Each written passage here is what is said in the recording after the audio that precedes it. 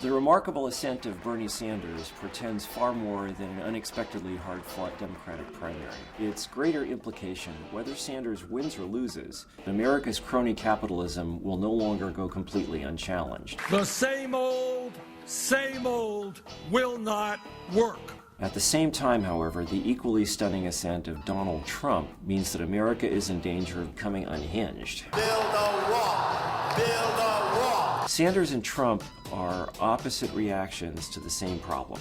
America's financial elites are now so corrupt, arrogant, and predatory that political leaders beholden to them can no longer reliably deliver economic or political security, much less fairness or progress for the American people. And now Americans have run out of patience. People are just very, very unhappy with the status quo. American politics is now truly fundamentally up for grabs for the first time in decades. A hugely exciting but also terrifying prospect. Donald J. Trump is calling for a total, complete shutdown of Muslims entering the United States. You have no choice. In America, the Great Depression yielded Franklin D. Roosevelt and the New Deal. In Europe, the Depression created Hitler and Mussolini.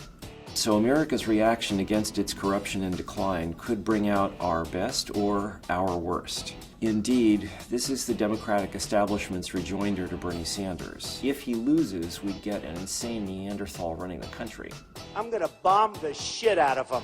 And furthermore, even if Bernie was elected, he couldn't get anything done. No way could Bernie break up the banks, for example. Only a pragmatic, moderate insider can get anywhere now.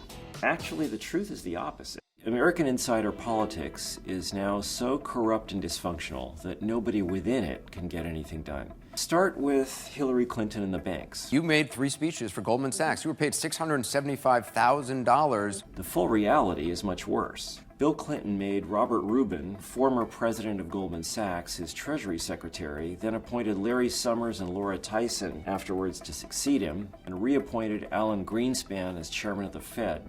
Together, they let the banks run amok. In fact, they helped them. They repealed Glass-Steagall, banned the regulation of derivatives, refused to use the Fed's authority to regulate the mortgage industry, and did nothing as securities fraud permeated the internet bubble. After leaving office, both Bill and Hillary made millions of dollars giving speeches to the banks while being remarkably quiet about the prosecution of financial crime. Now Hillary says she'll rely on Bill for economic policy. Bad idea. But could Bernie do any better?